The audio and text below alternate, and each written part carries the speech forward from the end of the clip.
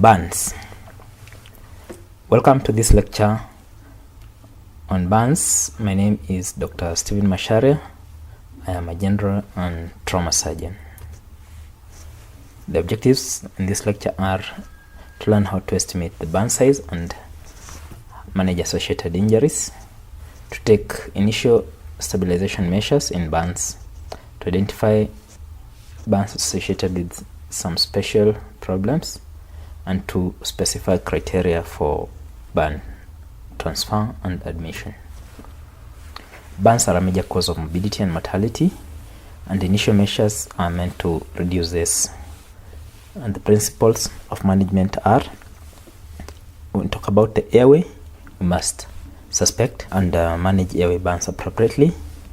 We must give fluid resuscitation and watch out for special problems with electrical and chemical burns like rhabdomyolysis and arrhythmias.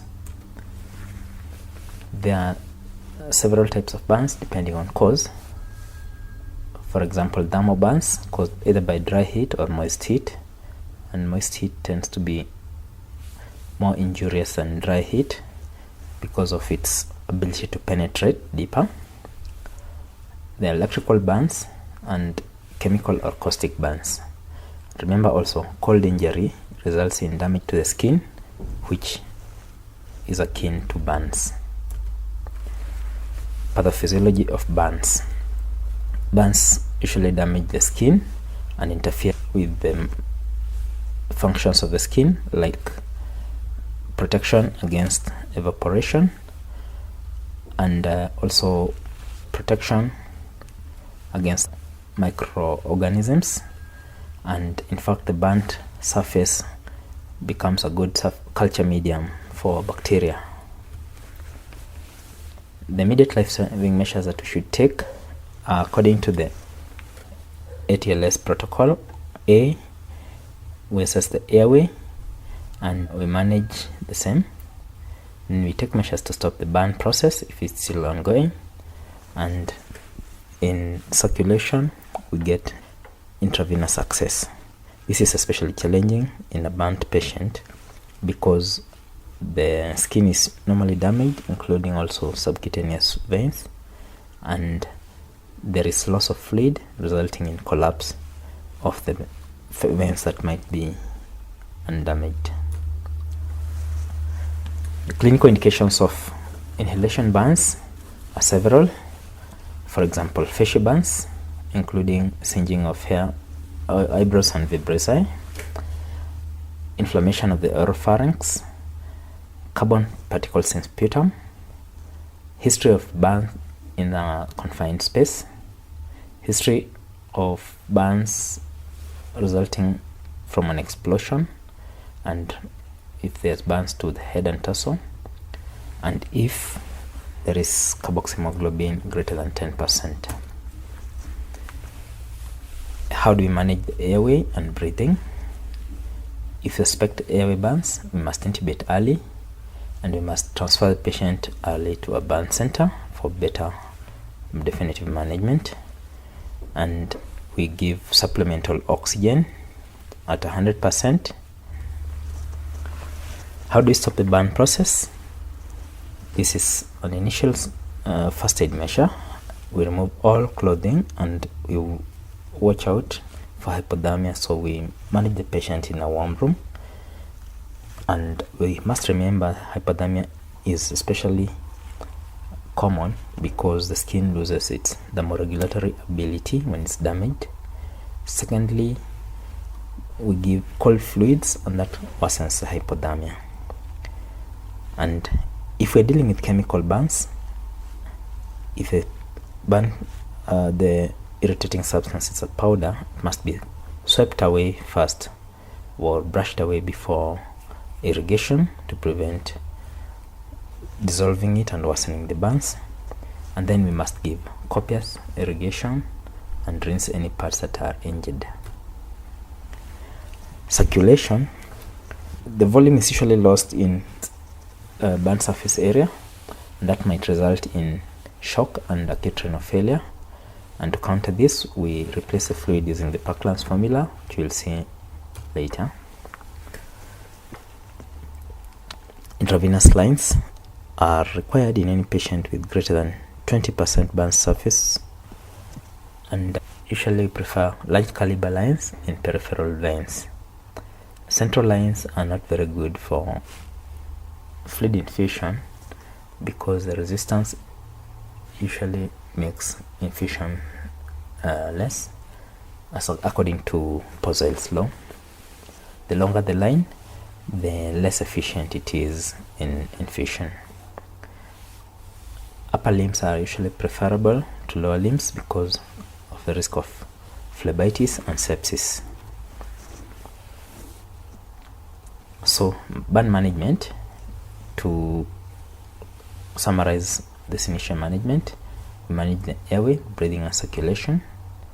Then the next thing we do is assess the burn surface area, and then give adequate fluid resuscitation, pain control, wound management, and tetanus immunization. Assessment of the depth of the burn. The depth of the burn can be either first degree to third degree. In first degree burns, only the epidermis is burnt and is not shown in this diagram. The first picture here shows second degree partial thickness burn, where the epidermis and part of the dermis is burnt. The second one shows a partial thickness deep burn, and the third one shows burns involving even subcutaneous tissue, and all the integuments of the skin are burnt, that is the hair and sebaceous glands. And that means in this third degree burn there is no source of epidermis, and usually the burns take longer to heal and require grafting. Third degree burns are usually full thickness burns and usually result in contracture formation. They appear dark and leathery or waxy white because the burnt surface usually forms a thick layer called an eschar above the burn, and usually this is insensate, has no sensation at all. To assess burnt surface area is very important, and usually we use the rule of nines or the palm size. Usually the rule of nines is what is recommended in ATLS. We then use the Parkland's formula for fluid resuscitation. This diagram shows the rule of nines. The head, front and back, represents 9% in the adult. The torso represents 18% front and 18% back. Each of the upper limbs is 9%, both the front and back, and each of the lower limbs is 18%, and finally the perineal area is about 1% in the adult. In the child, these proportions vary somewhat because the head is bigger proportionately and carries actually a bigger surface area of about 18%. The rest are relatively the same. Well, the torso is much smaller, carries 18% both front and back. The lower limbs 14%, and this helps us to estimate with the relative accuracy. The Parkland's formula is worked out as follows. The amount of fluid required is 4 times the percentage burn surface area multiplied by the body weight, and half of that fluid is given in the first 8 hours and the second half the first 16 hours from the time of the burn. Subsequent management is by urine output, monitoring urine output and replacing the fluid as required. And we apply the Parkland's formula to patients who have got greater than 10% full thickness burns. Usually put a Foley catheter on an energy tube and a CVP line as required. Wound management. There are several schools of thought in this. One recommendation is to deroof all the blisters, clean the wounds, and apply silver sulfadiazine, and apply occlusive dressing to keep the burns moist. And we give tetanus toxoid because patients are prone to tetanus infection. And we do a sclerotomy to remove any dead skin and to prevent tourniquet effect of an eschar. Pain control, give opiates, give non-steroidal anti-inflammatories and antibiotics if there are infected burns. The criteria we apply to admit patients to a burn center are a patient with an inhalation injury, patients with partial thickness burns greater than 10% in extremes of age, greater than 50 years or less than 10 years, patients with 20% burns in other age groups. If you have patient burns involving special areas like the face, the neck, major joints, the perineum, hands and feet. These are burns that heal with complications like contractures and which require special treatment.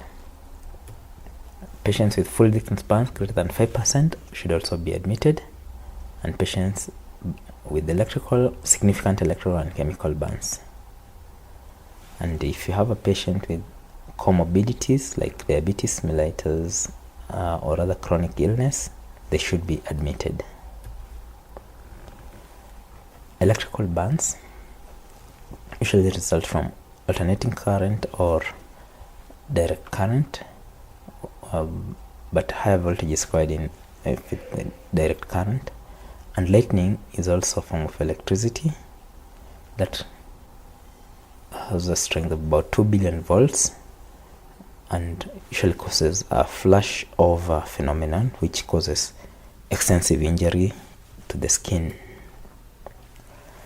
Life-threatening injuries can result from burns. These are cardiac arrest, respiratory arrest, can occur in lightning injury, arrhythmias, and patients usually require cardiac monitoring over 6 hours. And there's also damage to not only the skin but muscle, because electrical burns usually have a bigger entry and smaller exit wound, and the muscle in between usually quite extensively burnt. Other complications as a result of muscle injury, for example, is necrosis of muscle with rhabdomyolysis, and that result can lead to renal failure. You can have neurologic sequelae like convulsions, bony injuries, and tympanic membrane rupture as well. In electrical burns, we should admit the patient. Patients with inhalation burns should be admitted, and these are the criteria for admission: high voltage or lightning burns, patients with loss of consciousness, patients with abnormal ECGs, with rhabdomyolysis, and with significant skin burns. Chemical burns can be caused by strong alkalis or acids, and alkaline burns are more severe and usually continue until deactivated in the skin. And here is where the role of copious irrigation comes in handy. Chemical injuries will require copious irrigation and antidotes for certain types of chemicals, like for hydrogen fluoride. You can give a calcium gluconate.